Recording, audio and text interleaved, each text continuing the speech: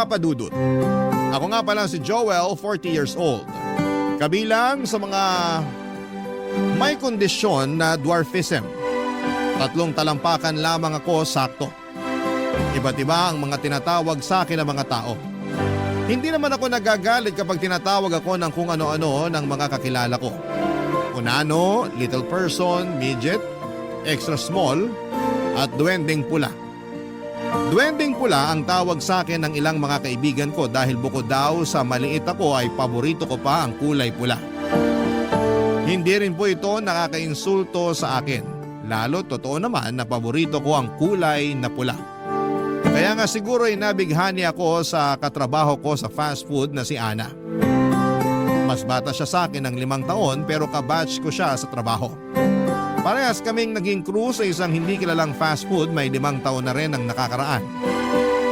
Natatandaan ko pa kung gaano kapula ang labi niya. Nung unang araw namin sa trabaho, pinagbawalan siyang mag-lipstick ng pula ng bisor namin. Nalungkot nga siya noon at tuwing uwian na lamang tuloy siya nakakapagpahid ng pulang lipstick at lagi ko yung naaabutan. Paborito ko ang labi ni Ana. Kahit sabihin pang malabo kong maabot yon dahil masyado siyang matangkad para sa akin. Mabait si Ana at pala kaibigan. Kaya hindi ako nailang na lumapit-lapit sa kanya dahil alam kong wala sa ugali niya ang mangtaboy. Kaya siguro lumakas din ang loob kong magparamdam sa kanya at maglandi ng pasimple. Hindi naman niya ako pinagbabawalan sa panghaharurot ko sa kanya. Kaya mas lalo tuloy akong ginanahan at mas lalong lumakas ang loob ko. Kahit madalas na tinatawanan at pinagtitripan lamang ako ng katrabaho, kaibigan at kaidarang kong si B-Boy, ay hindi ko naman pinapansin ang panunukso ni B-Boy dahil alam ko na lahat naman ng tao ay may tsansa sa mga bagay na pangarap nila. Pangarap ko po siya na matagal na at alam ko na may tsansa ako sa kanya. Isang araw ay sinubukan ko ang swerte ko sa panghaharot ko kay Ana. Confident ako noon palibasa ay bagong gupit at ahit ako. Gwapong-gwapo ako sa sarili ko kaya kinuha ko ang opportunity na yon para lalong lumapit kay Ana, Papa Dudut.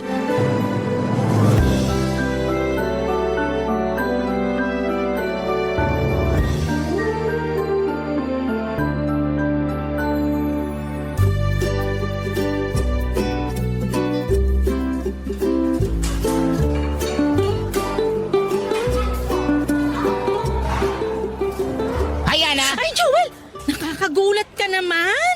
Lumagpas tuloy itong lipstick ko! Kahit naman lumagpas pa hanggang siko ang lipstick mo, maganda ka pa rin. Ikaw talaga, sagad ka sa pangbobola. Nakalanghap ka na naman ng mainit na mantika sa kitchen, no? Hindi lang nakalanghap, natalsikan pa. Paano ka matatalsikan ang taas ng lutuan? Joke! Paibaba yung talsik ng mantika eh. Gusto talaga akong puntiryahin. Uy, joke lang yan, Joel, ha? Baka ma-offend ka. Ako? Ma-offend? Ano pala ibig sabihin ng offend? Ikaw talaga, puro ka biro.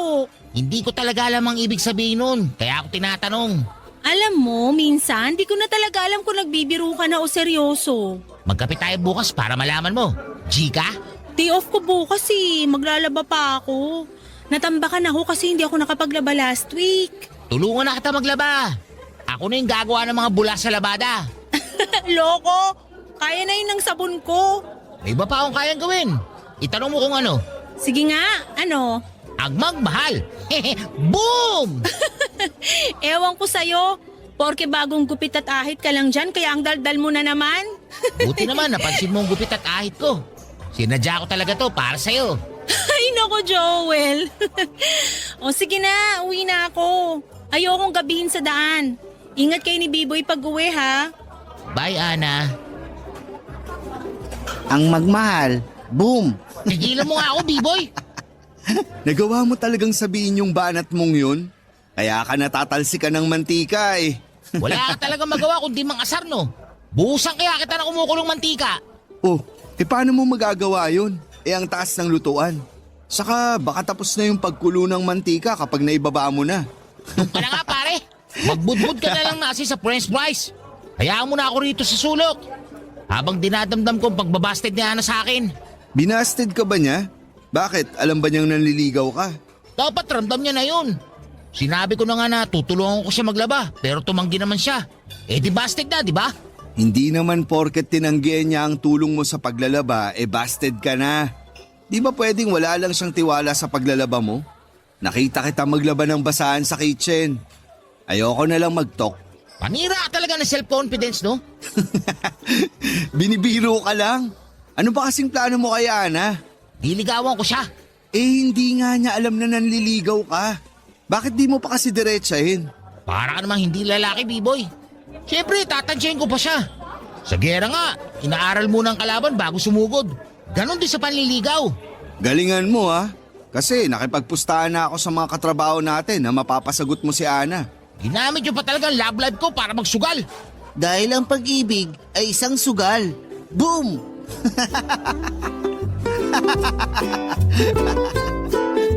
Ang pag-ibig ay isang sugal. Tama nga naman si B-Boy. Natatakot akong isugal ang lahat kay Ana kasi hindi naman ako sigurado kung gusto niya ako. Ando na kami sa punto na close na kami. Malaki na ang pag-asa ko pero kapag napapatingin ako sa salamin at kapag naaalala ko na 3 talampakan lamang ako, bigla akong manghihina.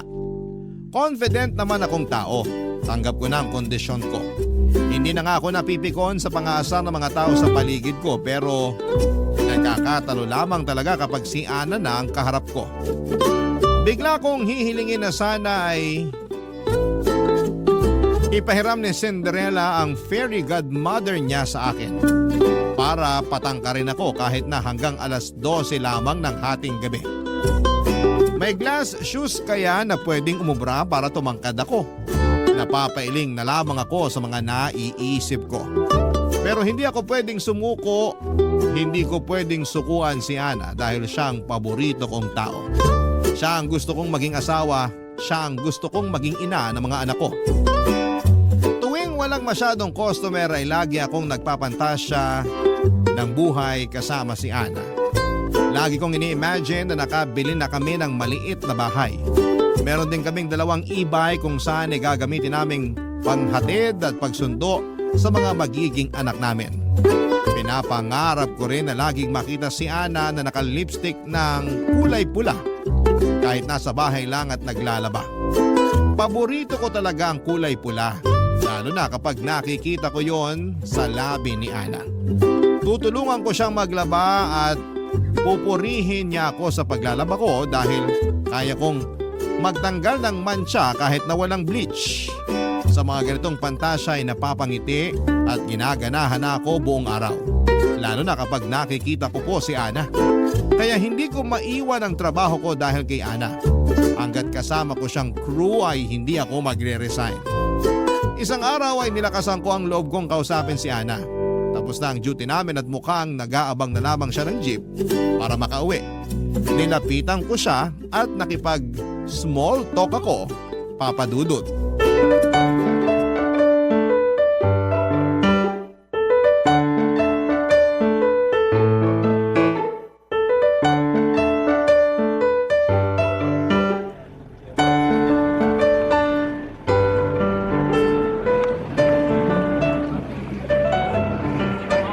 Hello, Ana. Hi Joel, pauwi ka na rin? Oo, pero hihintayin muna kita makalis para safe ka. Ang sweet naman. Thank you ha. Sweet talaga ako. Mahihiya lahat ang may diabetes sa tamis ko. Nagbibiro na naman siya. Pinapatawa mo talaga ako lagi. Kung kailangan mo ng 3 talampakang payaso, andito lang ako ha. Payaso? Kailangan mapula ang labi mo. Papahiramin kita ng lipstick para dyan. Ana, bakit nga pala hindi ka nakalipistik ngayon? Nasanay kasi ako na tuwing uwian mapula ang labi mo. Napansin mo pa talaga yon? Naubos na yung lipstick ko. Sa sahod pa ako makakabili uli. Mukha na ba akong maputla? Hindi ko babagay kapag wala. Kahit para kang humigop ng suka, maganda ka pa rin. Gusto mo ba bilang kita ng lipstick? Ano bang brand at kulay? Ay hindi na, nakakahiya naman sa'yo. Luho ko yung lipstick kaya kailangan ako bumili nun. Thank you pa rin, Joel. Isipin mo na lang, regalo ko yun sa'yo. Gusto ko lang talaga makitang mapula ang labi mo. Ha? Ana, pwede ba ako Erwin! Sino si Erwin? Ay, sorry, kababata ko at manliligaw. Halika, papakilala kita. Hi Ana, ready ka na umuwi? Erwin, si Joel nga pala. Kaibigan at kawork ko rito. Joel, siya si Erwin. Manliligaw ko. Hi. Hi din. Nagtatrabaho si Erwin sa kabilang fast food. Yun dun sa ikalawang kanto. Ah, dun ba? Tanong ko lang Erwin, bakit malilit yung sineserve yung manok dun? Saka, puro balat lang yung may lasa. Paabutin nyo naman hanggang laman. Baka natsyempoan mo lang. Malalaki yung sineserve naming manok dun. Pati sa kanin, maraming serving. Parang hindi naman. Yung isang buong rice nyo, parang half rice lang namin. Tapos madalas puro tutong pa sa inyo. Uy, Joel! Baka nga natsyempoan mo lang. Lagi naman akong bantay sa kitchen namin. Kaya alam ko na hindi madamot sa serving dun. Lagi ka palang bantay sa kitchen nyo eh. Bakit hindi mo mabantayan yung lasa ng french fries nyo? Bakit lasang basang Manila paper na may konting asin at bechin? Parang may galit ka sa fast food namin ah. Sorry naman sa perfect na fast food nyo. Uy, grabe siya oh. Ana, hayaan mo ba tong si Erwin na laitin ang fast food natin? Ha? Ako pa tong nang lait? Huwag ka nagsasabi ng hindi maganda sa iba. Masama yun. Lalo na sa harapan pa ni Ana. Turn off yun, pre. Joel, tama na. Ikaw nga itong nagsimulang manglait eh. Pero... Halika na, Erwin. Bago pa masira gabi ko. Joel, bago ka mang puna ng iba, tingnan mo muna yung sarili mo. Ha? Maliit na payo lang. Hinila na ni Ana si Erwin kaya hindi na rin ako nakasagot pa. Saka wala na rin naman akong ibang pwedeng masabi pa. Tinira na niya ang itsura ko. Ano pang ilalaban ko roon? Mas lalo tuloy akong nanliit dahil sa pagkakapanalo ni Erwin. Pinagmasdan ko na lamang sila na pumara ng jeep at ako naman ay naiwang mag-isa sa entrance ng fast food namin. Nayaran ako sa inasal ko. Hindi naman ako mayabang o mapanglait. Tinamaan lang kasi ako ng selos nang malaman kong nanliligaw si Erwin kay Ana. Naunahan ako sa paborito kong dalaga.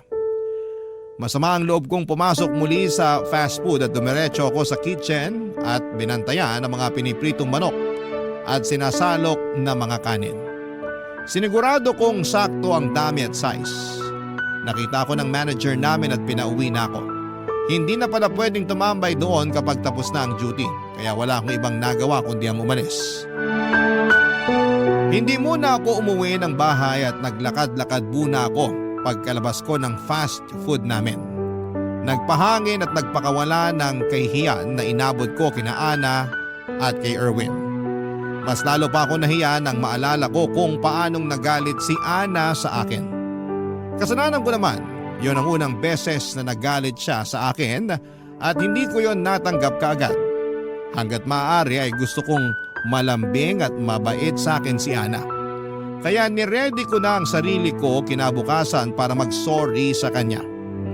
Baka pwede ko na ring may segue sa kanyang bala kong panliligaw. Kaya lang kinabukasan, Papa Dudut, nang handa na akong kausapin si Ana, siya naman itong biglang umiwas. Sinubukan ko siyang sundan pero hindi niya ako pinansin. Galit pa rin pala siya sa akin. Buong araw akong hinuhuli ang kanyang tingin pero kahit ang mga mata niya ay mailap sa akin. Ganon na ba kasama ang ginawa ko sa manliligaw niyang si Erwin, Papa Dudut? Barangay Love Stories. Barangay Love Stories. Isang linggo na ang lumipas pero hindi pa rin ako pinansin ni Ana. Sobra naman ata ang isang linggo para magtanim siya ng sama ng loob sa akin. Hindi tuloy ako nakapagtrabaho ng maayos nang dahil doon. Laging palpak ang trabaho ko. Mali ang naiseserve ko madalas sa mga customers at lagi pa akong natatalsika ng mantika kahit na hindi naman ako yung nagluluto. Kinakarma na siguro ako, yun ang naisip ko. Habang pinahihirapan ko pinapahiran ko ng toothpaste ang mga paso ko ng mantika sa balat ko ay nakita ko si Ana na lumapit kay B-Boy at nakipagkumustahan. Nainggit ako ng very slight. Dati naman kami ang nagkukumustahan palagi kapag walang masyadong ginagawa si Ana at walang masyadong customers. Pero ngayon ay si B-Boy na. Pinagmasdan ko lang sina B-Boy at Ana habang nasa sulok ako at tinitiis sa mga paso ko. Hinihintay ko silang matapos makapag-usap at nang tumalikod na si Ana para bumalik sa trabaho ay siya namang pagtawag ko kay B-Boy. Nilapitan naman ako kaagad ni B-Boy at mabuti na lamang at busy ang bisor namin sa opisina kaya nakapagnakaw kami ng ilang minuto para makapag-usap. Kinailangan kong kausapin si B-Boy para humingi ng advice sa gagawin kay Ana. Nakwento ko nga sa kanya lahat ng nangyari at kapalpakan ko. Kulang na lang ay ilublob ako ni B-Boy sa kumukulong mantika at gawing fried chicken. Kahit siya ay hindi natipuhan ang ugaling ipinakita ko kay Erwin. Sa nangyari, wala na akong magagawa pa roon para mabago. Kaya naman humingi ako ng tulong sa kanya sa gagawin ko dahil nalilito na talaga ako. Papa Dudut.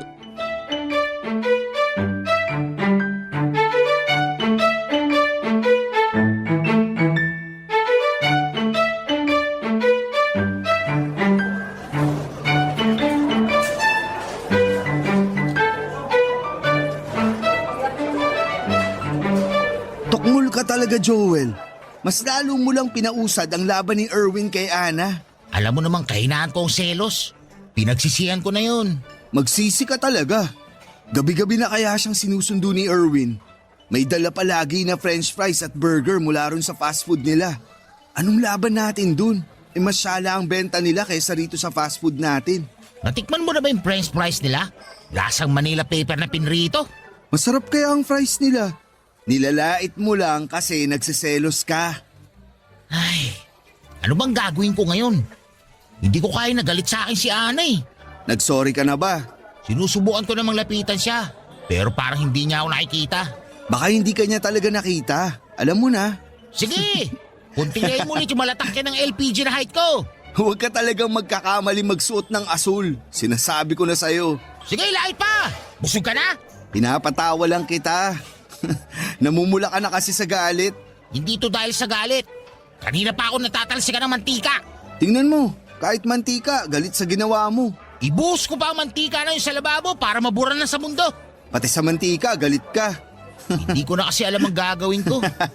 Ayoko nang patagalin ng tampuhan namin ni Ana. Alam mo naman na hindi kumpletong araw ko kapag hindi ko siya nakakausap. I-chat mo na lang sa Facebook. Mag-sorry ka ulit. Magpaliwanag ka.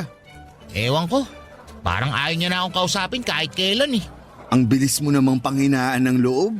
First time kasi na mangyari to sa amin ni Ana. Ngayon lang siya nagalit sa akin. Ewan ko ba naman kasi sa'yo kung bakit mo nagawa yun? Nabakatyo ka tuloy sa panlalait mo kay Erwin. Regaluhan ko kaya si Ana. Ano naman ang ibibigay mo? Lipstick. Mahilig siya sa lipstick eh. Hanapin ko yung pinakamapula. Hindi naman materialistic si Ana. Ayaw nga niya na nireregaluhan siya, di ba? Pwede ka kaya maging tulay para magkaayos kami? Ako na yung ako ng trabaho mo ng 4 na oras. Kung gusto mo, palit tayo ng day off eh. Di ba gusto mo yung rest day na Saturday? Siguro. Hintayin mo na lang na kumalma muna si Ana bago tayo lumapit sa kanya. Baka mas lalo lang siyang magalit kapag pinilit mong makipag-ayos sa kanya. O kaya mas maganda kung ako na lang lumapit kay Erwin para makipag-ayos. Ano sa tingin mo? Lahat talaga gagawin mo para kay Ana, no? Handa kitang ialay kay Sataning. Mapatawad lang ako ni Ana. Inalay na ako kay Satanas dati. Sinoli ako. Seryoso na ako, B-Boy. Tulungan mo ako. Ganyan ka ka-in-love kay Ana, no? Matagal na. Minsan ba naisip mo na baka walang pupunta ng pagka-in-love mo sa kanya? Anong ibig mo sabihin? Kung magpapakatotoo tayo, Dahil sa height ko. may mahahanap ka pa namang iba dyan. Yung kahit ko rin. Ang sinasabi ko lang, Joel, hindi lahat ng gusto natin pwede sa atin. Kailangan din nating harapin ang katotohanan. Huwag tayong masyadong maniwala sa mga napapanood nating teleserye na puro happy ending. Magmahal tayo ng taong bagay sa atin. Pero si Ana lang talaga ang gusto ko. Gusto ka ba?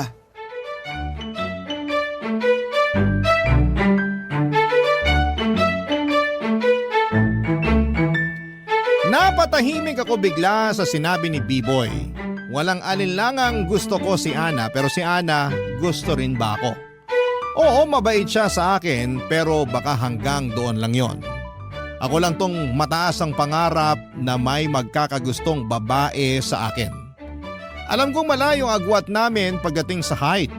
Nung una ay hindi ko naman yon nakitang problema dahil alam kong hindi tumitingin sa pisikal na itsura itong si Ana.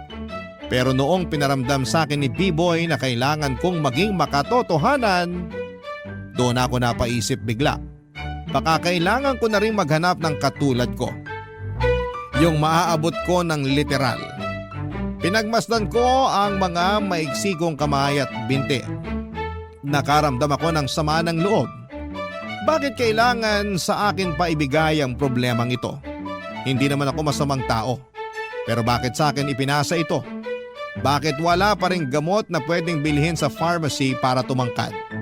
Bakit wala pa ring mga doktor ang kayang magpatangkad ng mga katulad ko? Kung ano-ano na lang ang naisip kong problema sa itsura ko, Papa Dudut. Hindi ko naman dati masyadong pinagtutuunan yon ng pansin dahil nagawa ko na yung tanggapin. Napansin ni B-Boy na sumama ang loob ko sa huling tanong niya. Kaya naman bumawi siya at sinabing marami siyang nabasang mga kwento sa Facebook na nagkatuluyan sa huli kahit gaano pa yon kaimposible. Tinapik niya ako sa balikat at sinabing hindi na siya makapaghintay na mabasa ang kwento namin ni Ana sa Facebook kung sakasakali o mapakinggan sa Barangay Love Stories. Doon pa lang ako muling nakabawi sa confidence ko. Buong araw ay wala akong ibang iniisip kundi si Ana at kung paano ako makakabawi sa kanya. Napangiti ako nang makaisip ako ng pwedeng magawa para mapatawad niya. Noong break time ko ay nagmadali akong pumunta sa tindahan malapit sa isang elementary school. Bumili ako doon ng mga candy na parang lipstick. Mura lang ang mga yon. Nang maibulsa ko na ang mga yon ay nagmadali na akong bumalik sa fast food para harapin si Ana.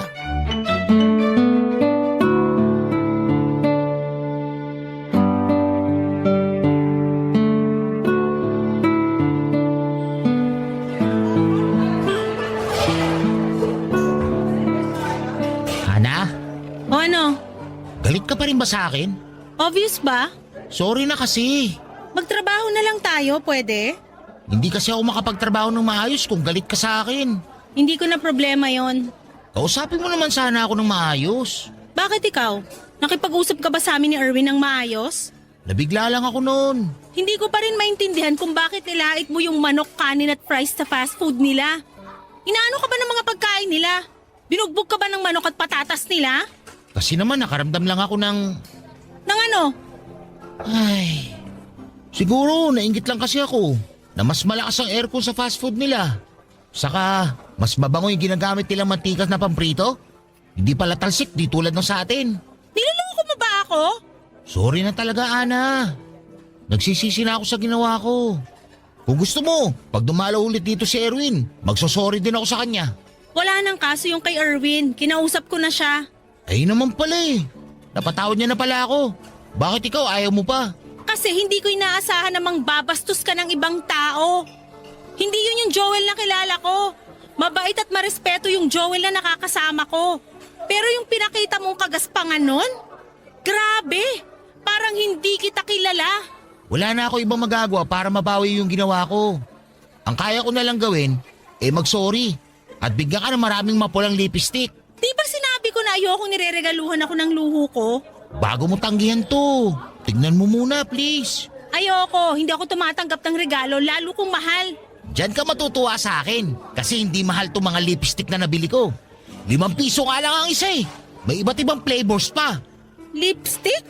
5 piso? Baka naman mamaga ang labi at lalamunan ko dyan pag ginamit ko. Gusto mo pa yata akong ipahamak? Hindi no. Ginagamit nga ito ng mga grade 1 eh. Nakita ko. Grade 1? Gumagamit ng lipstick? Talagang niloloko mo ako, no?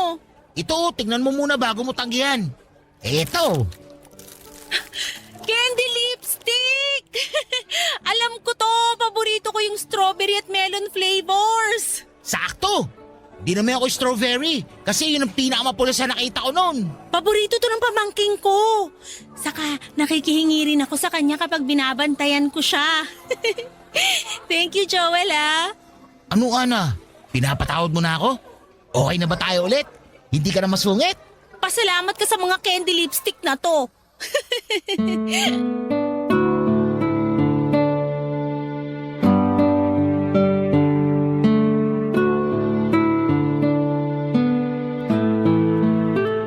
Tuwang-tuwa si Ana habang isa-isang binuksan ng mga candy lipstick. Ang hindi niya alam ay mas doble ang sayang nararamdaman ko habang pinagmamasdan siyang inaamoy at pinapahid sa kanyang labi ang mga candy lipstick na ibinigay ko sa kanya. Napaka-simple lang talaga ni Ana. Yun talagang nagustuhan ko sa kanya, Papa Dudut. Ang dali lang niyang mapasaya. Hindi rin niya ipaparamdam sa iyo na kakaiba ka. Kaya nga siguro lumakas ng todo ang loob ko na lapitan siya at subukang ligawan kasi alam ko na hindi niya ako huhusgahan tulad ng iba. Pero ewan ko ba, may chance na noon para sabihin ko sa kanya na gusto ko siyang ligawan habang nasa good mood siya. Pero habang nandun kami sa senaryong yon ay para bang tumiklop ulit ako. Hindi dahil sa mga sinabi ni B-Boy nung una, kundi dahil sa akin. Dahil na-realize ko, Papa Dudut, na isang ginto itong si Ana. At isang lalaking karapat dapat sa ginto ang dapat mapunta sa kanya. Bakit bigla kong naramdaman na para lang akong isang tanso at hindi para sa isang ginto? Pero hindi ako tumagal sa mundong ito para panghinaan lamang lagi ng loob. Maraming beses na ako nakasubok na maliitin ng ibang tao. Literal. Pinatibay na ako ng mga hindi magagandang salita ng mga tao. At hindi yon naging hadlang para habulin ko ang mga pangarap ko. Katulad na lamang ni Ana. Siya ang nasa tuktok ng lahat ng mga pangarap ko. At alam kong makukuha ko siya dahil maayos akong klase ng tao. Makukuha ko siya dahil alam ko kung paano magmahal ng totoo. Alam ko kung paano magpahalaga ng ginto. Kaya naman pinagplanuhan ko nang sabihin sa kanya na bala ko siyang ligawan. Pero bago ko gawin yon ay kailangan ko munang maghanda. Dahil maraming bagay akong kailangang i-consider kapag nagsimula na akong manligaw. Handa na ako para sa kanya, sana'y ganon din siya sa akin. At sana, Papa Dudut, ay hindi maging hadlang ang agwat ng tangkad namin. Barangay Love Stories. Barangay Love Stories. Bata pa lamang ako ay tampulan na ako ng tukso. Noong nag-aaral ako ay lagi akong pinipilit bihisan ng damit na pangmanika ng mga kamag-aral kong babae. Gusto nila akong paglaruan at pagtawanan sa harapan ng mga crush nila. Tuwing may okasyon sa pamilya namin ay lagi akong binabalibag ng mga pinsan ko. Ginagawa rin nila akong laruan. Lagi akong tinitignan ng mga tiyahin ko na may awa sa mga mata nila. Lagi ko silang naririnig na nagbubulungan kung sino ang tatanggap sa akin bilang asawa. Pasimple silang magtatawanan at saka makukonsensyang bigla. Titingin silang muli sa akin na punong-puno ng awa sa kanilang mga mata. Kaya maaga akong lumayo sa pamilya ko, alam kong hindi sila makakatulong para matutunan kong mahalin ang mga kakulangan ko. Sa pag-explore ko sa mundo ay marami akong nakilala na tulad ng mga mapanglait na pamilya ko't kamag-aral. Pero naging matibay na ako rito. May mga naging katrabaho ako na lagi na lamang akong ginagawang pulutan sa kanilang mga kwentuhan. Baka raw anak ako ng duwende. Baka raw pinaglihi ako sa buto ng kasoy. Baka raw humaba pa ang binti ko kapag babanate nila araw-araw at kapag binabad nila sa tubig. Nasanay na ako sa mga panghiinsulto nila, Papa Dudut. Naging merienda ko na nga ang ilan. Aaminin kong minsan ay tinatamaan ako ng mga masasakit na panghuhusga ng mga tao. Pero naisip ko na sila ang totoong may problema dahil ayaw nilang kaharapin ang mga problema nila sa kanilang sarili. Kaya naman naghahanap sila ng sa tingin nila ay mas mahina sa kanila para yon ang kanilang puntiryahin. Para maging takas pansamantala sa mga issues nila sa kanilang mga sariling buhay, Papa Dudut.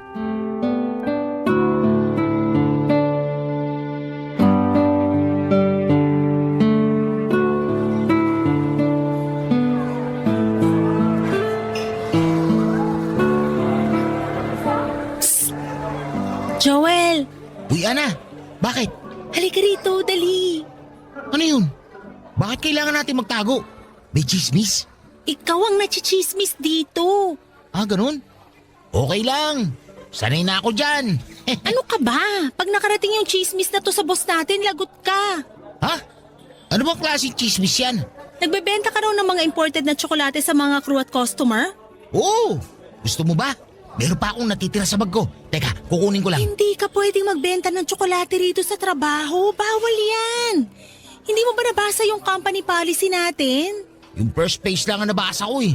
Hindi ko naman kasi maintindihan lahat. Ang daming English. Basta nakasulat doon na bawal magbenta ng kahit na anong klase ng pagkain ng crew sa mga katrabaho niya at mas lalo sa customers. Bakit naman? Marangal naman na trabaho ang pagbebenta ng tsokolate ah. Marangal nga, pero wala naman sa lugar. Kaya itigil mo na yan bago pa makarating sa bisor natin. Ayoko nga. Gagalingan ko na lang magtago pag nagbebenta ako. Joel! Saka, tulong din to sa mga katrabaho natin na gusto makabili ng tsokolate na pasalubong sa mga mahal nila sa buhay. Mas mura ang benta ko kaysa sa mga grocery. Kaya makakatipid sila. Joel Pati naman yung mga eh. anak ng mga customer natin na naumay sa mga mamantikang pagkain natin. Deserve nila ang panghimagas na tsokolate. Hindi ka talaga papaawat, no? Di talaga. Gipit ka ba? Sorry kung ganito na ako magtanong. Kasi parang sapat naman yung sahod mo rito. Wala kang utang na binabayaran, matipid at masinop ka sa pera. So bakit? Basta, may pinag-iipunan lang. Ano? Basta nga. Kung luho lang yung pinag-iipunan mo, wag mo nang itawid yan dito sa trabaho. Magbenta ka sa labas ng fast food, wag dito. Baka malagot ka talaga sa bisor natin pag nahuli ka. Ako na nagsasabi sa'yo. Nag-iipon ako para sa future dates natin. Future dates? Kasi gusto ko, ready ang bulsa ko kapag lalabas na tayo para mag-dates. Hindi naman pwedeng pamasahe lang ang puhunan ko sa dates natin, no? Bakit tayo magde-date? Para makilain natin ang each other. Kilala na natin ang isa't isa, diretsahin mo ko. Kasi gusto ko ligawan ka. Kaya Joel, pag nabenta ko na lahat ng tsokolate sa bag ko, kahit sa mo gusto, libre ko. tigilan mo na yung kakabenta ng tsokolate rito sa trabaho. Masama yan. Yan lang ba ang kaya mong isagot sa akin?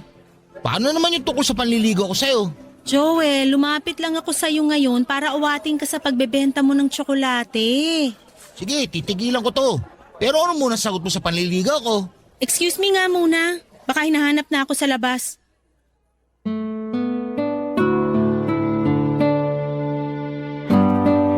Nagmamadali nang lumabas at lumayo si Ana sa akin. Pinagmasdan ko ang likuran niya habang palayo sa akin. Bigla ko naalala ang unang beses na nabasted ako. Ganon na ganon din. May natipuhan ako sa unang trabaho ko, akala ko ay may pag-asa ako sa kanya kasi mabait naman siya sa akin. Noong sinabi kong gusto ko siyang ligawan ay nagmadali siyang tumalikod sa akin.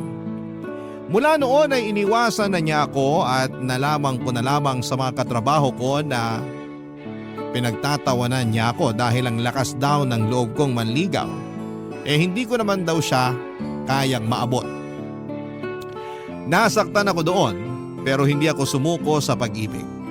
Ilang babae na rin ang sinubukan kong ligawan pero pare-parehas lamang sila na tinatalikuran ako bigla kapag sinabi ko nang gusto ko silang ligawan. Kahit nakarami na ako ng mga nang busted sa akin ay nagpatuloy pa rin ako. Alam kong darating din ang tamang babae sa akin na hindi na ako kukutyain at tatanggapin kung ano lamang ang meron sa akin. At dumating nga si Ana. Pero nanganganib na maulit ang nakaraan ko nang talikuran din niya ako matapos kong sabihin na balak ko siyang ligawan. Tinigil ko na nga ang pagbebenta ng tsokolate at naging klaro na sa akin na wala namang patutunguhan ang pag-iipon ko dahil hindi naman ako pinagbigyan ni Ana na ligawan siya. Pinamigay ko na lamang ang mga natitira kong tsokolate sa mga customers naming bata. Nagpatuloy ako sa trabaho para makalimutan ko ang pangbabasted ni Ana sa akin. Iniwasan ko rin si Ana at alam kong napansin niya yon. Dahil sa gilid ng mga mata ko ay nakikita kong panayang sulyap niya sa akin. Mas lalo lang tuloy akong nahirapang tanggapin ang pangbabasted niya sa akin. Pinagpatuloy ko ang pag-iwas sa kanya ng mga sumunod na araw. Paraan ko yon para makapag-move on na. Napansin nga ni B-Boy ang pag-iwas ko at sinabi ko sa kanya na binasted na ako. Tinapik na lamang niya ako sa likuran at sinabing hindi pa tapos ang laban. Nainis ako kay B-Boy noon kasi binubuhay pa niya ang pag-asa sa puso ko gusto ko na ngang mamatay ang nararamdaman ko. Hanggang isang uwian ay nilapitan ako ni Ana at hindi ko alam kung paano siya haharapin noon. Sapagkat durog pa rin ang puso ko sa pangbabasted niya. Sana man lang ay makaramdam siya, Papa Dudut.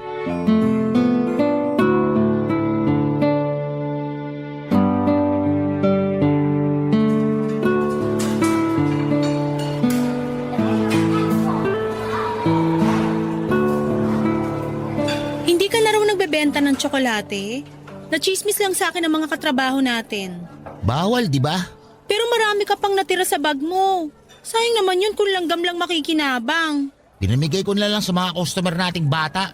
Ang sweet naman. Thank you. Wala ka na bang natira dyan kahit isang piraso lang? Kahit yung nilalanggam na. Wala na. Ang tipid mo namang sumagot. Sumasagot lang naman ako sa kung ano tanong mo. Naninibago lang.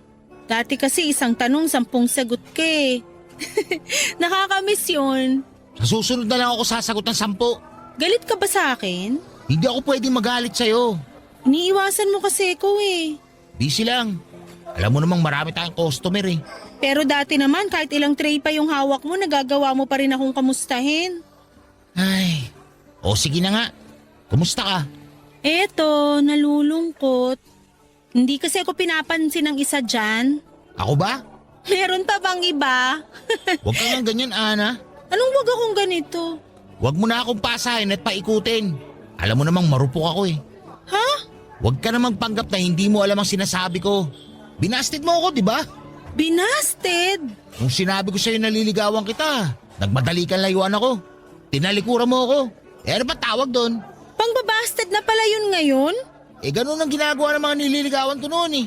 Tatalikuran nila ako kapag sinabi kong liligawan ko sila. Tapos, inulit mo pa. Aaminin ko, nabigla ako nung sinabi mo na gusto mo akong ligawan. At aaminin ko na una kong naisip yung height mo. Sabi na eh, katulad ka rin pala ng iba. Hindi ka pala naniniwala sa height doesn't matters. Pero nung naalala ko lahat ng ginawa mo sa akin, sa pagmamap mo sa sahig na dinadaanan ko para hindi ako madulas, kasi alam mong hindi ako maingat maglakad. Sa paghihintay mo sa akin sa labas ng fast food hanggang makasakay ako ng jeep. Sa pag-aabot mo sa akin ng panyo araw-araw dahil alam mong lagi akong pinagpapawisan. Sa pagtatanggol mo sa akin kapag inaaway ako ng mga customer at sa candy lipstick. Marami pang iba pero ito yung malinaw kong naaalala. O tapos? At walang nakagawa nun sa akin. Ikaw lang. Lahat sila puro tangkad lang pero ikaw, halimaw ka sa kabaitan. Sinasabi mo lang yan para hindi sumama ang loob ko sa height ko. Nagsasabi ako ng totoo. Paano si Erwin? Binasted ko na siya mula nung inabutan mo ko ng candy lipstick. Kung ganun, wala na ba akong kakompetensya ngayon sa'yo? Wala na. Panalo na ba ako kung ako maliligaw sa'yo ngayon? Depende sa flavor ng candy lipstick na ireregalo mo sa akin. Pinagbigyan din ako ng tadhana sa wakas. Ilang beses na akong nasaktan sa pag-ibig, naka-jackpot din ako sa bandang huli. Akala ko lahat ng tatalikod sa akin ay babasted sa akin. Hindi pala ganon lagi ang kaso. Tulad po ni Ana na nabigla lang. Masyado naman kasi ako at walang preno. Habang nag-uusap kami ay umiikot muli sa utak ko ang pangarap kong maliliit na bahay para sa amin. At mga makukulit at maliliit naming mga anak. Ang dalawang e-bike na panghatid at pangsundo sa mga anak namin at ang ipopost kong love story namin sa Facebook na mapapakinggan din sa Barangay Love Stories. Marami na ako naging plano para sa amin ni Ana. Ganon siguro kapag sigurado ka na. Nang dumaan ang jeep na sasakyan ni Ana ay hinawakan ko ang kamay niya at tinanong kung pwede ko ba siyang ihatid sa kanila. Ngumiti si Ana at hindi binitawan ang aking kamay. Proud siyang sinabay ako sa jeep habang magkahawa kaming dalawa. Sa ngayon, Papa Dudut ay patuloy pa rin po ang panliligaw ko kay Ana. Dinoble ko ang pagsisikap na patunayan sa kanya na karapat dapat ako sa matamis niyang oo. Walang palya ang pagbili ko ng mga candle lipstick na nagdadala ng ngiti sa mapula niyang labi. Hindi na rin ako tinutokso pa ni B-Boy lalo't inaabangan na niyang mapasagot ko si Ana para manalo na siya sa pustahan. Gagamitin daw niya ang perang mapapalalunan niya para pang-date sa isa naming katrabaho. Nainggit ata sa ligawan namin ni Ana kaya nakisabay na rin siya. Maraming salamat po sa pagpili ng aking kwento at hangad ko na nakapagdala ko ng pag-asa sa mga katulad kong hindi pinagpala sa height at itsura. Totoong may kulang sa atin, aminin na po natin. Pero oras na dumating ang isang taong magmamahal sa atin ng totoo, hindi natin mararamdaman pa ang kakulangan na yon dahil sa wakas, kompleto na tayo. Muli maraming salamat po sa inyo, Papa Dudut. Ang inyong forever kapuso at kabarangay, Joel. Dear Papa Dudut, meron ba kayong tao na hindi ninyo gusto dahil galit kayo sa kanya? Ako kasi ay meron. At yon ang stepfather ko. Pero bago ko ikwento sa inyo isa-isa ang mga dahilan kung bakit hindi ko siya gusto at galit ako sa kanya. Pabati muna ng isang magandang tanghali sa inyong lahat, avid listener at certified kabarangay na talaga ako since nadiskubre ko ang programa ninyo na Barangay Love Stories noong pandemic. Marami akong natutuhan sa mga kwento ninyo lalo na pag ito ay tungkol sa pamilya. Kaya nga na-inspire ako nito na magbahagi ng storya ko. Tawagin niyo na lamang po ako sa pangalang Lilibet, 31 years old at nagtatrabaho bilang loan officer sa isang bangko sa Quezon City. Pero ang kwentong ibabahagi ko ay magsisimula noong 20 years old ako. Noong edad kong yon, ay may pinakilala sa akin ang mama ko na lalaki. Si Sergio na boyfriend daw niya. Pero imbes na matuwa ay nagalit ako sa mama ko dahil para sa akin ay wala siyang karapatang pumasok sa isang relasyon matapos siyang lokohin at iwan ang tatay ko noong 8 taong gulang pa lamang ako. Hindi sila kasal at matagal na silang hiwalay. Papa's girl ako pero lumaki ako sa poder ng mama ko. At sa paglipas nga ng panahon ay napatawad na ng mama ko ang papa ko at piniling maging civil ang relasyon nila sa isa't isa. Kahit na may sarili ng pamilya ang tatay ko.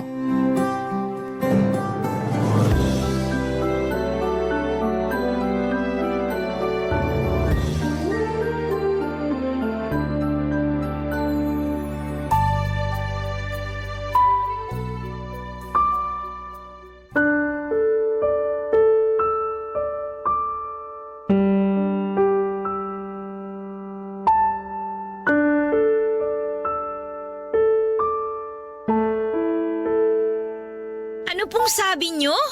Nak, makinig ka muna kasi. Narinig ko naman, Ma.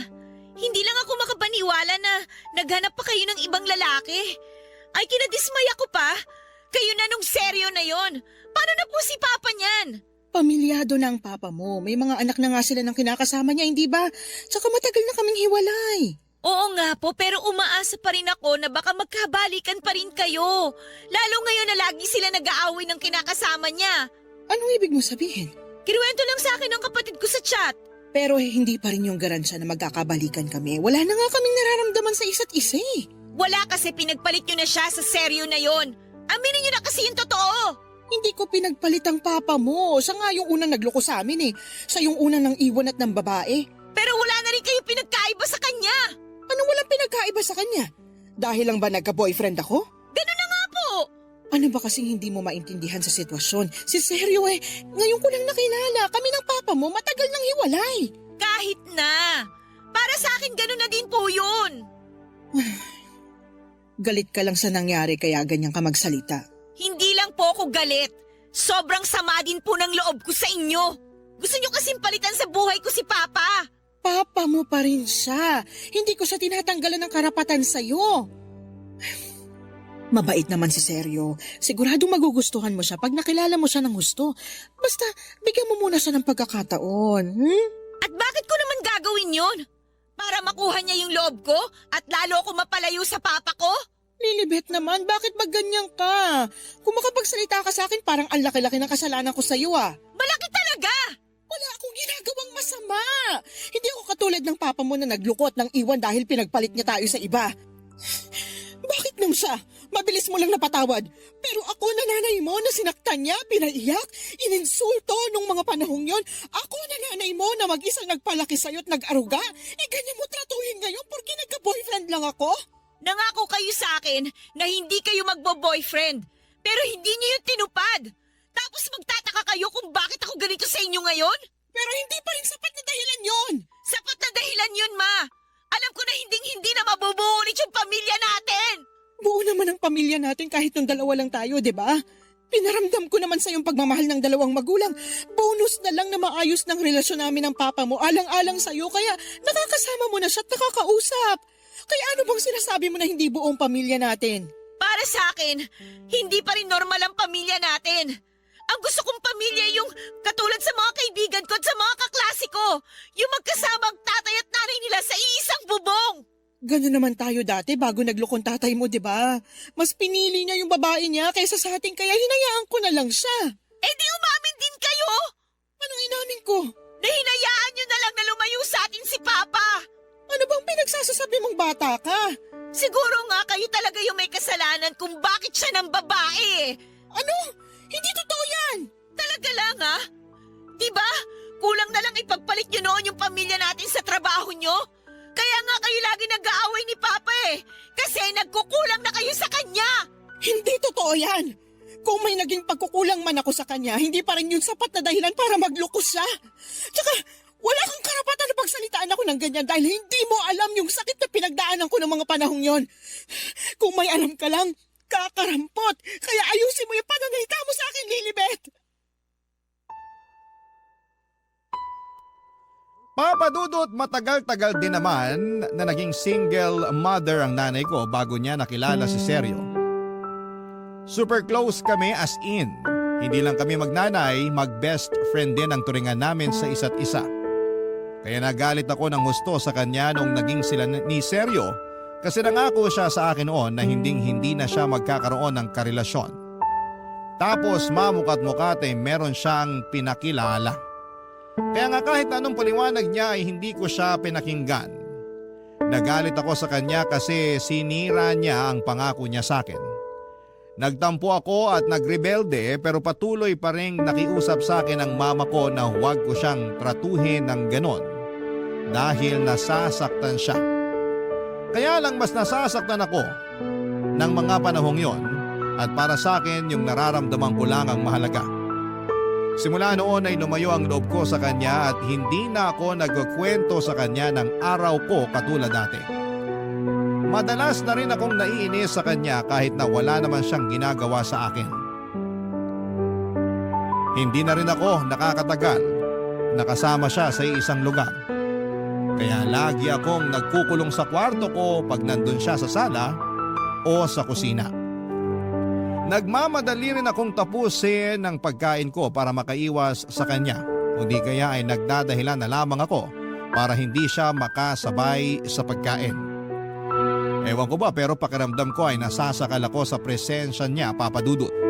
At mas lalo lang nadagdagan ang galit ko sa mama ko nung dumanas ang pagpunta ni Sergio sa bahay namin, Papa Dudut.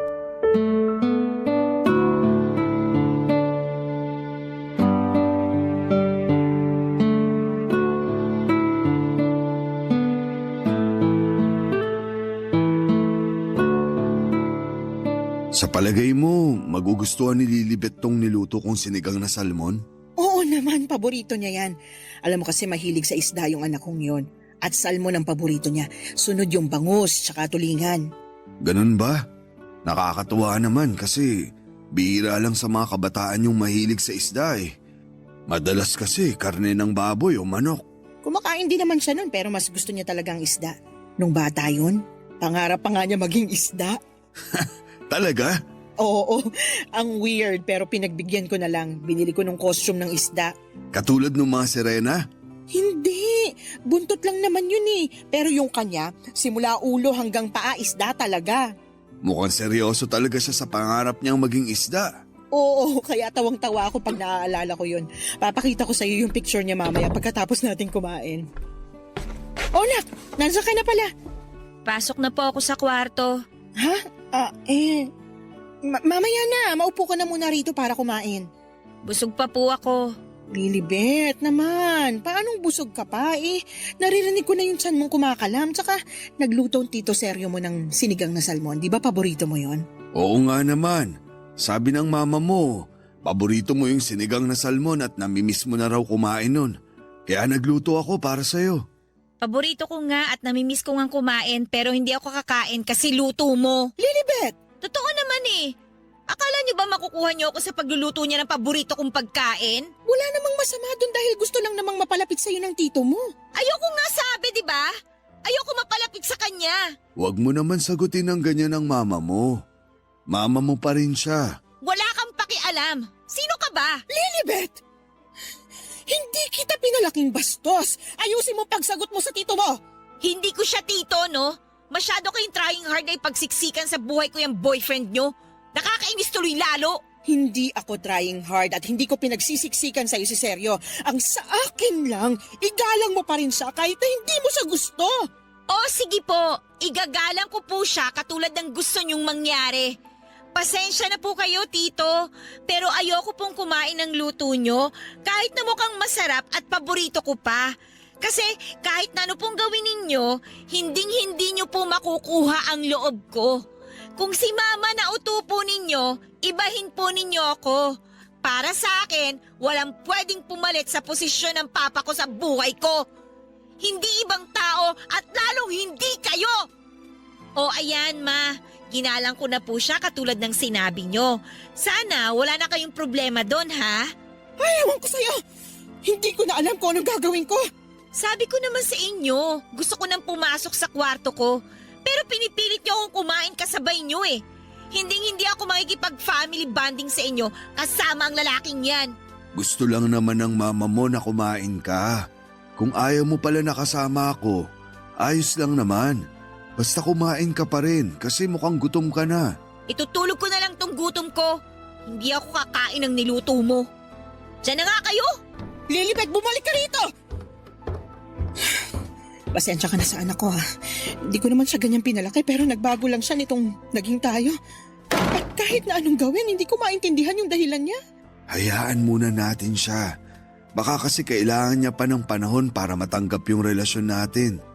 Siguro naninibago pa lang siya.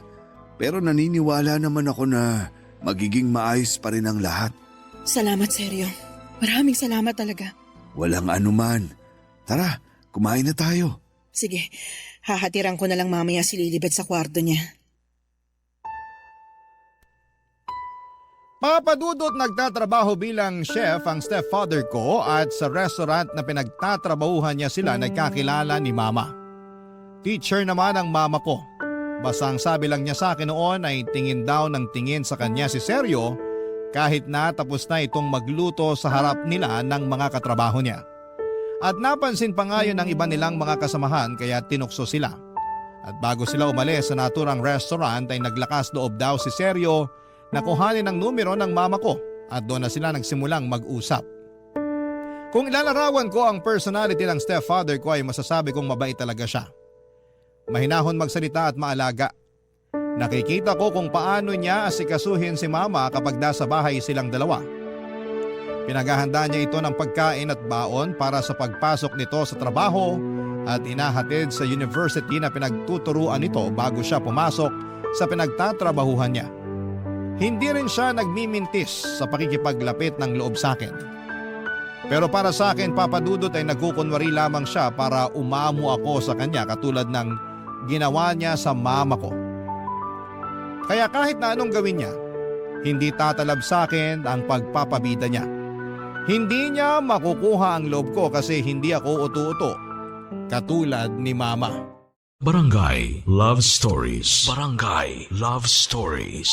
Papadudot pagkalipas ng 1 taon ay nagpakasal ang mama ko at ang stepfather ko. Siyempre bilang ayoko nga sa relasyon nila ay hindi ako umattend sa wedding nila. Wala rin namang nagawa ang mama ko kaya tinuloy na lamang nila ang kasal nila kahit na wala ako. Tapos sa bahay na namin tumira si Sergio kaya mas lalo akong nagalit sa kanya. Katulad nung unang beses na bumisita ang stepfather ko noon sa bahay para ipakilala sa akin ni Mama. Consistent pa rin siya sa pagkuha ng loob ko kahit na asawa na niya ang mama ko. Pero hindi pa rin ako bumigay kasi ayoko nga sa kanya. Para sa akin ay siyang rason kung bakit wala nang chance na magkabalikan ang mama at ang papa ko. Nang mga panahon kasi na naging sila ng mama ko, on the rocks na ang relasyon ng tatay ko sa kinakasama niya. Umasa ako na baka kapag naghiwalay ang papa ko at ang kinakasama niya, ay magkakabalikan sila ni mama para maging buo na ang pamilya namin. Pero dahil nga sa mga nangyari, tinanggap ko na lamang na hindi ako makakaranas na magkaroon ng buo at masayang pamilya. Kaya nga hindi lang isip ko ang sinira ko or sinarado ko para sa relasyon ni na Mama at Sergio, kundi maging ang puso ko na rin. Para sa akin ay wala nang saysay na makasama ko pa sila sa isang bubong lalo na at malaki na naman ako at alam kong kaya ko na ang sarili ko. Kaya nga lingid sa kaalaman ng mama ko, Papa Dudut. Nag-apply ako ng trabaho habang nag-aaral. Bale, pumasok po ako bilang waitress sa isang coffee shop, Papa Dudut, at nung nakaipon na ako ng pera ay sinakatuparan ko na ang matagal ko nang pinaplano noon, Papa Dudut.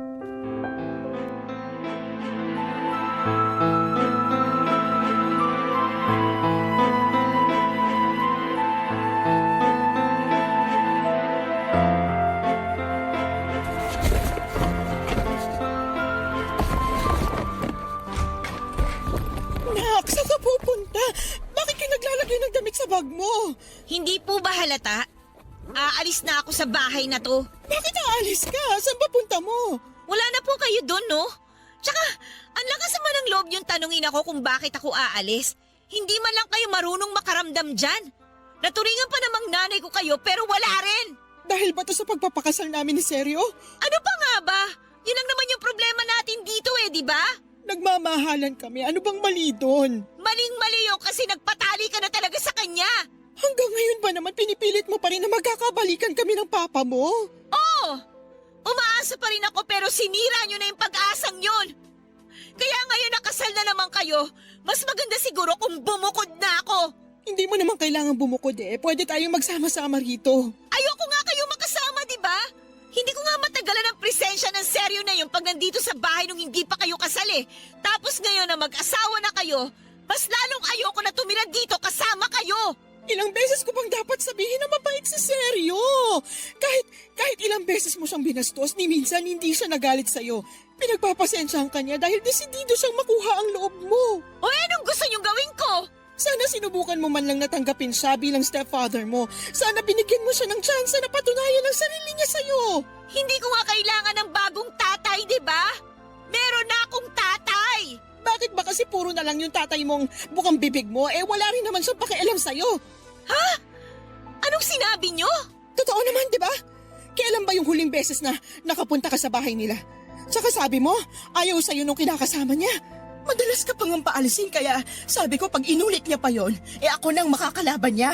Kahit na mukhang wala nang pakialam sa akin ng papa ko, hindi pa rin dahilan yung para pilitin niyo ako mapalapit sa asawa ninyo. Nak naman, ba't pa kasi ganyan ka? Bakit ang tigas ng puso mo sa stepfather mo? Kahit man lang sana alang-alang sa akin, subukan mo siyang kilalanin. Bakit ko gagawin yun? Hindi niyo nga ako iniisip nung naging kayo, di ba? Baka nakakalimutan niyo, Ma. Nangako kayo sa akin na hindi na kayo makikipagrelasyon. Pero bakit may pinakilala na lang kayo na boyfriend ninyo? Sinira niyo yung pangako niyo sa akin Tapos ngayon gusto niyo tanggapin ko yung asawa niyo sa buhay ko bilang stepfather ko? Sinubukan ko namang tuparin yung pangako ko sa iyo eh. Kaya nga ilang taon din akong hindi nagkaroon ng karelasyon kasi nag-focus ako sa pagpapalaki sa iyo. Bakit bigla niyo naman sinusumbat sa akin ang bagay na yan?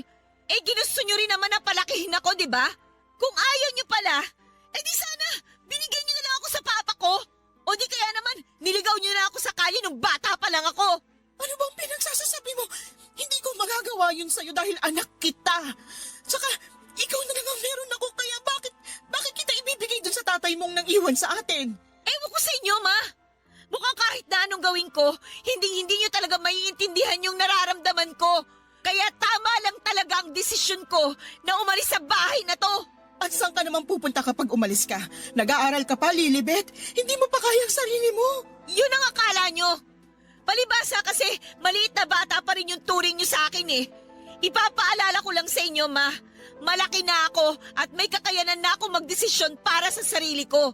Tsaka kumikita na rin naman ako ng pera dahil may trabaho na ako. Ano? At anong klaseng trabaho yan? Nagtatrabaho ako bilang waitress sa isang coffee shop para makaipon ng pera at makalis na sa bahay na to. Bakit di mo lang sinabi sa akin? Bakit ko naman sasabihin sa inyo?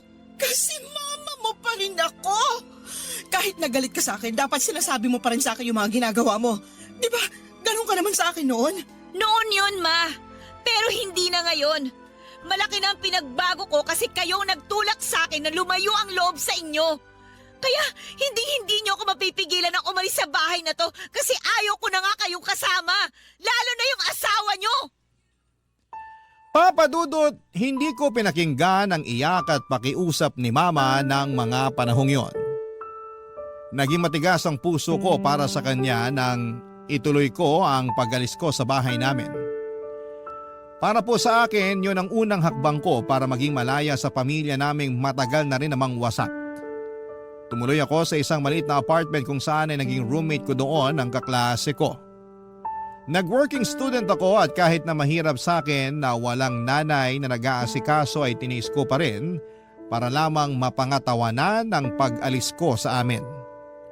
Laging tumatawag o nagchat-chat sa akin ang mama ko pero hindi ko siya sinasagot o sinisin man lang.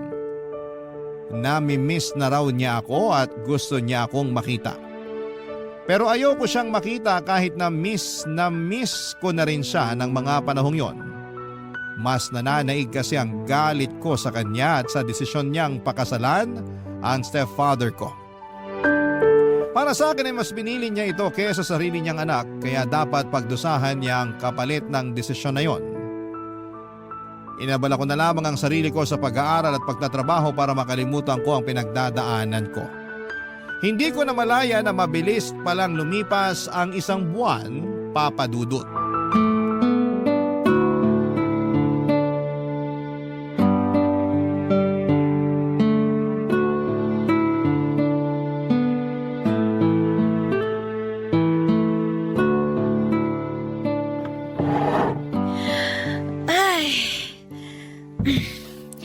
Sa wakas, nakaupo rin. Nakakapagod tong araw na to, grabe. Oo nga eh. Buti na lang closing na.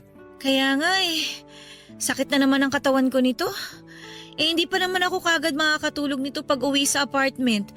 Mag-review pa kasi ako para sa exam namin bukas. Medyo gahol na nga eh. Pareho tayo. Medyo gahol na rin ako kasi busy din sa ibang school activities. Nasabi mong member ka rin ng publication nyo, di ba? Oo. Ang galing mo nga kasi napagsasabay-sabay mo yan. Pati nag-working student ka rin. Hindi ka ba nahihirapan? Kasi ako talagang hirap na hirap eh. Nahihirapan ako pero masaya naman ako sa ginagawa ko eh. Masaya rin naman ako sa ginagawa ko. Kasi kumikita na ako ng pera. Nabibili ko na yung mga gusto ko. Pero nakakapagod pa rin talaga. Pagod ka na physically, pagod ka na rin mentally. May choice ka naman kung gusto mo nang tumigil sa pagtatrabaho para makapag-focus ka sa pag-aaral mo. Di ba nabanggit mo na kaya ka pa rin naman pag-aralin ng mama mo kasi may trabaho naman siya? Oo, pero ayokong umasa sa kanya eh.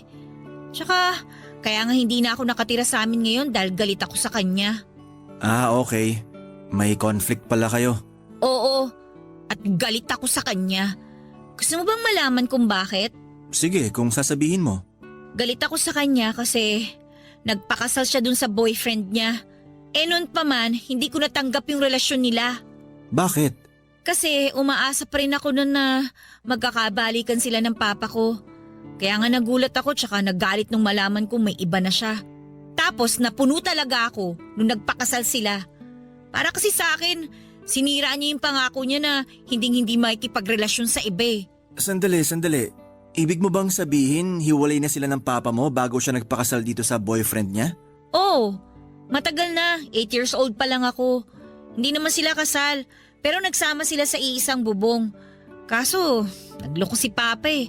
Naghanap ng ibang babae dahil masyadong busy si Mama sa trabaho. Kaya para sa akin, kasalanan niya kung bakit nasira ang pamilya namin. Para sa akin, kung may pagkukulang man ng mama mo, hindi sapat na rason na humanap ng iba ang papa mo.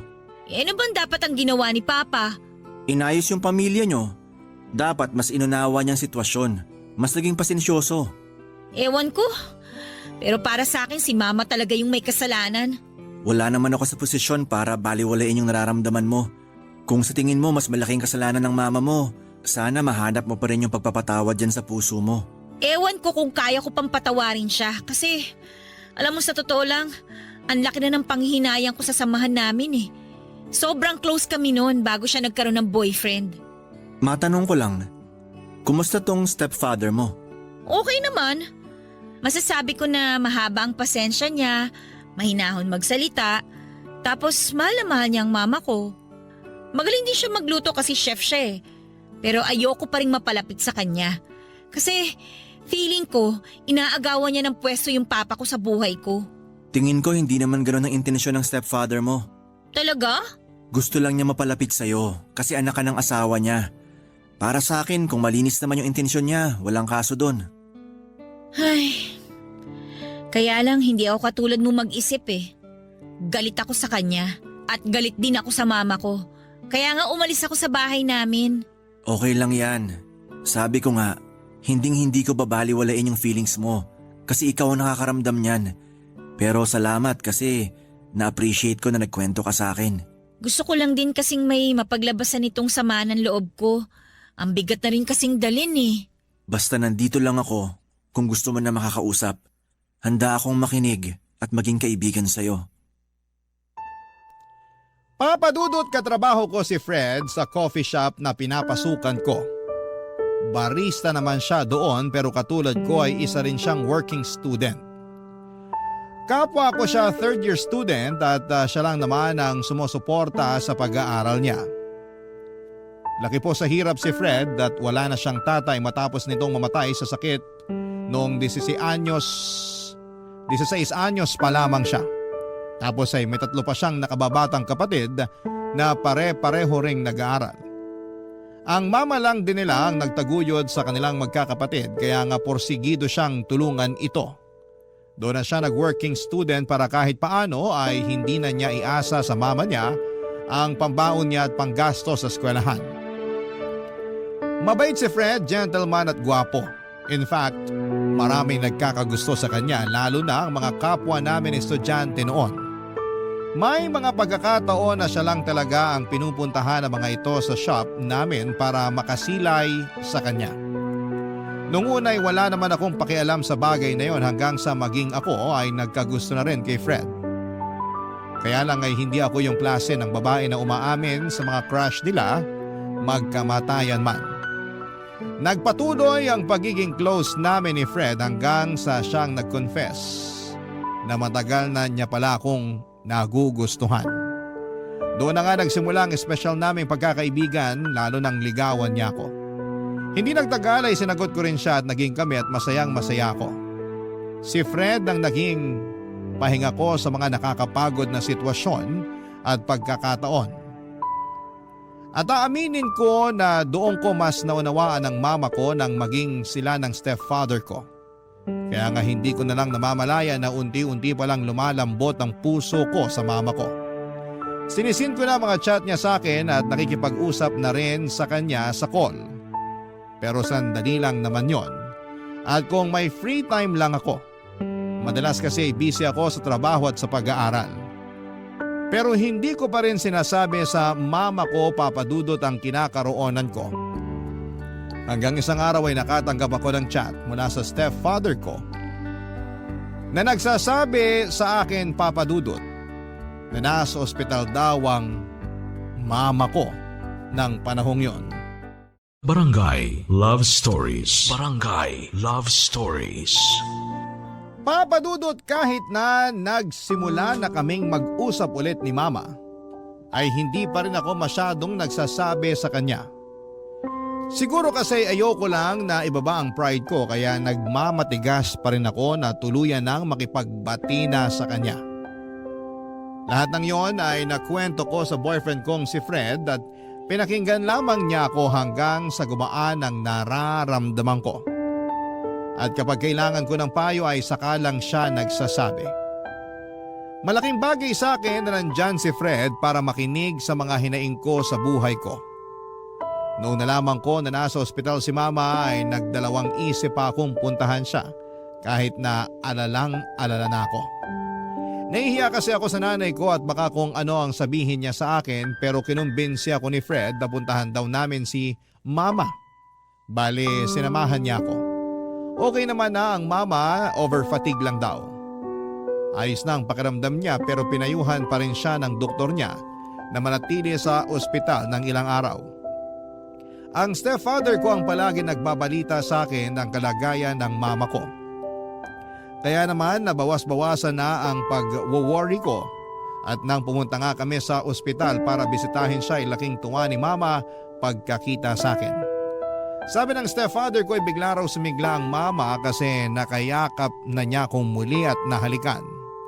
Lalo tuloy akong nakonsensya kasi nagawa ko pa siyang tiisin ng ilang buwan. Pinakilala ko na rin sa kanila ng stepfather ko si Fred bilang boyfriend ko at naging maayos naman yon. Hindi ko rin nakalimutang magpasalamat sa stepfather ko dahil hindi niya pinabayaan si mama lalo na at wala ako sa tabi niya ng mga panahong yon. Makalipas nga papadudot ang isang taon, graduation na namin sa kolehiyo ni Fred. Siyempre umattend ang mama at ang stepfather ko at sobrang proud na proud sila sa amin ng boyfriend ko. Niyakap ako ng mahigpit ni mama at ganon din ako sa kanya. Paulit-ulit pa rin ako nag-sorry sa pagrebelde ko noon pero sinabi niyang matagal na niya akong napatawad. Hindi niya raw ako kayang tiisin kasi anak niya ako. Niyakap ko rin ang stepfather ko bagaman nandun pa rin ang pagkailang. Pero lalo kong napatunayan sa sarili ko na mabait talaga siya.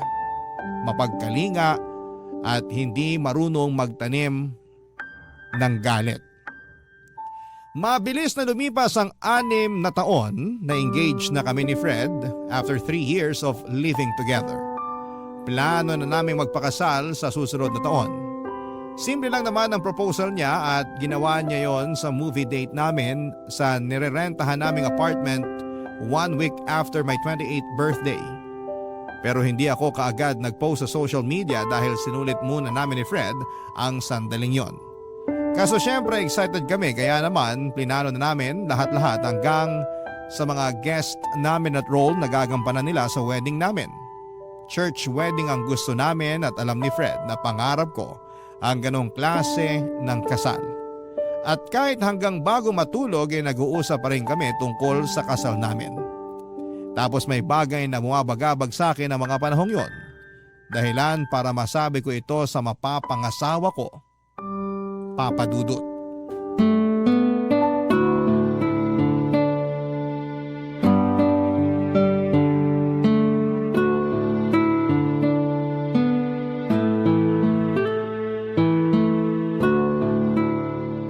May naisip ka na kung sinong best man mo, Han? Oo, yung best friend ko si Luis. Naku, siguradong matutuwa yun. Sigurado yan. Tagal na nun hinihintay na ikasal tayo. Tapos inunahan na ako na siya raw dapat ang best man ko. Ikaw, may mga listahan ka na ba ng mga bridesmaid mo? May naiisip na ako pero tingnan ko pa rin kung sino yung makakapunta. Yung iba kasi nasa malayong lugar na nakatira tsaka nagtatrabaho. Karamihan sa kanila mga classmate ko nung college na naging kaibigan at parang kapatid ko na rin. Oo, tama rin naman. Pero bukas ko na iisipin kung sino-sino ang gusto kong maging groomsmen. Kaya nga, masyado tayong excited.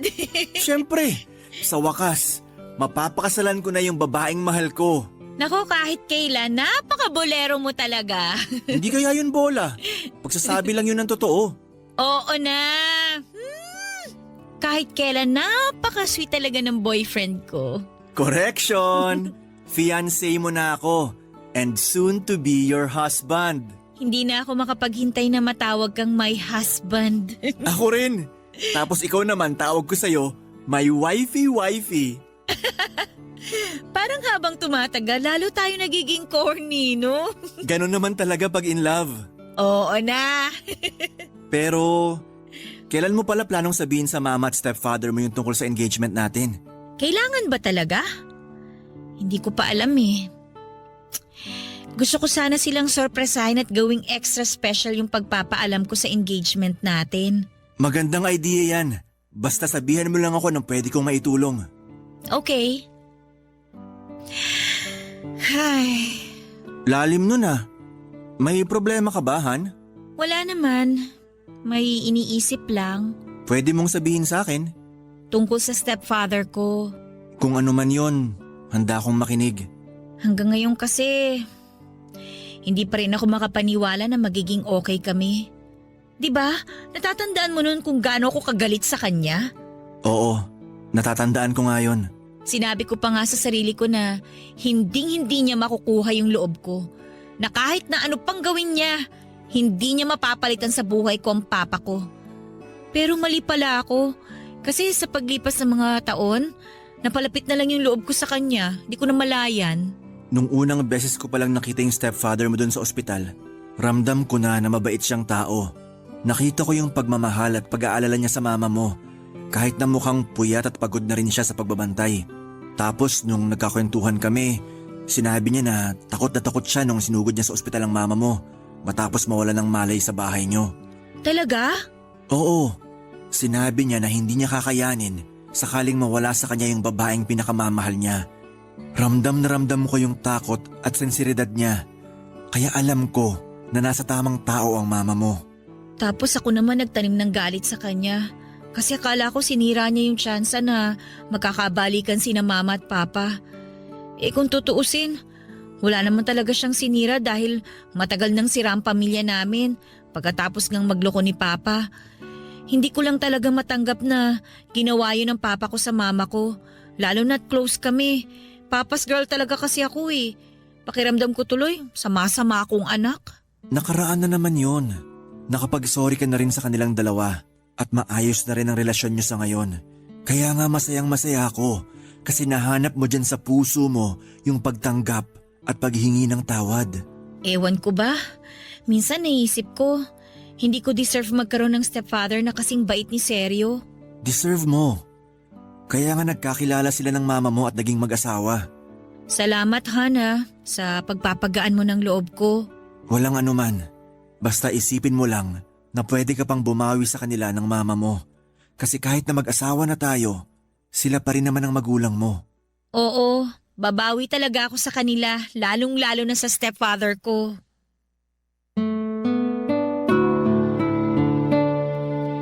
Papadudot sa totoo lang ay may punto ang lahat ng sinabi ni Fred tungkol sa stepfather ko. Sa loob kasi ng ilang taon na naging bukas ako sa relasyon nila ni Mama, ay lalo kong napatunayan kung gaano siya kabuting tao. Kaya nga tuluyan ang lumambot ang puso ko para sa kanya. Pero nahihiya pa rin ako sa kanya kaya nga nakatulong ang pag-uusap namin yun ni Fred para maging buo ang desisyon ko sa pinaplano kong papel na gagampanan niya sa kasal namin ng fiancé ko. Hindi pa namin nasasabi sa parents ko ang tungkol sa engagement namin at planong pagpapakasal ni Fred. Naisip kong sorpresahin sila at ipaalam yon sa kanila sa birthday ng stepfather ko. Kabado nga ako pero buti na lang dahil pinakalma ko ng fiancé ko. First time ko kasing gagawin ng bagay na yon kaya sana'y magawa ko ng maayos at masabi ng malinaw ang lahat-lahat ng nasa puso ko.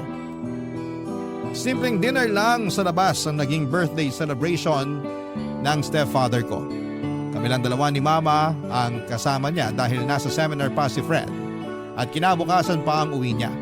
Pero in-update ko siya sa mga nangyayari. Naging maayos naman ang dinner na yon at bago matapos ang gabi ay sinabi ko na nga sa kanila ang sorpresa ko.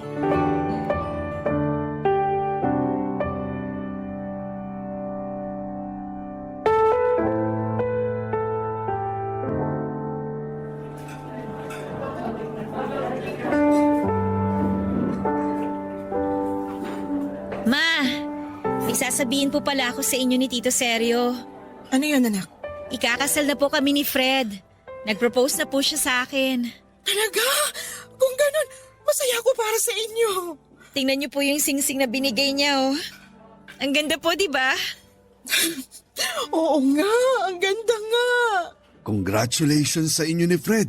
Sa wakas, magkakaroon na kami ng apo ng mama mo. Ano ka ba naman? Hindi pa buntis si Lilibet ko, ikakasal pa lang sila. Papunta na rin yun doon. Oo na. Alam mo ba, tong stepfather mo, excited na talaga maikasal kayo ni Fred eh. Ang tagal nyo na rin kasing magkarelasyon at tingin talaga namin, kasal na lang ang kulang sa inyo. Oo nga po eh.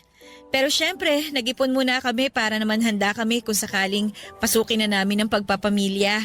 Sa ekonomiya kasi natin, parang ang hirap ng bumuhay ng isang bata. Pero masarap pa rin ang magkaroon ng anak. Kayang-kaya nyo yan ni Fred. Naniniwala ako sa batang yun pagdating sa pag-handle ng pamilya. Basta, tandaan nyo palagi na higit kanino man, magkakampi kayo. Lagi nyo yun isipin. Sakaling dumaan kayo sa mga problema bilang mag-asawa. Kayo laban sa problema, hindi kayo laban sa isa't isa. Tatandaan ko po yung mga payo nyo, Papa. Anong sabi mo? Tama ba yung narinig namin, nak? Tinawag mo, Papa, ang Tito Sergio mo? Opo, Ma. Simula ngayon, Papa na po yung itatawag ko kay Tito Sergio. Salamat, nak.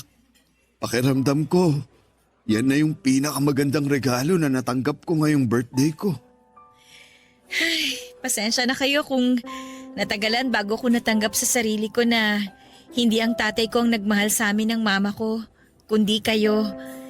Hindi ang tatay ko ang kasama ko sa graduation ko noon para mag-cheer at maging proud sa akin, kundi kayo po ni Mama. Hindi ang tatay ko ang nagturo sa akin magluto ng masarap na recipe, kundi kayo po. At kahit na hindi ko kayo totoong tatay, tinuring niyo ako na parang tunay ninyong anak.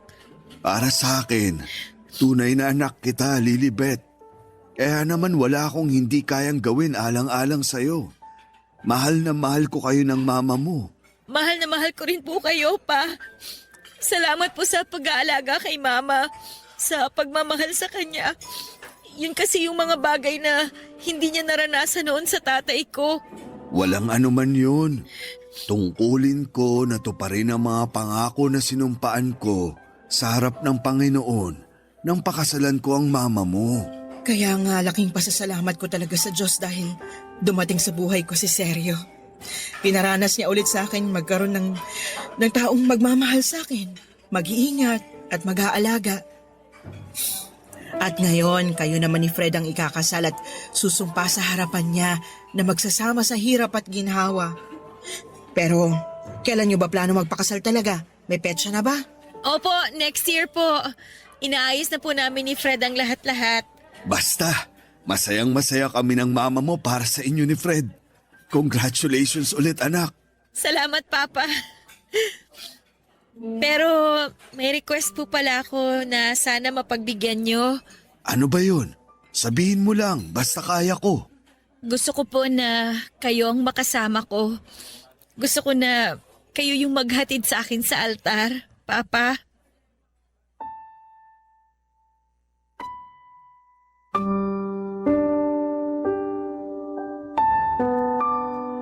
Papadudot nakita kong nangilid ang luha sa mga mata ng stepfather ko nang sabihin kong gusto ko na siyang maghahatid sa akin sa altar.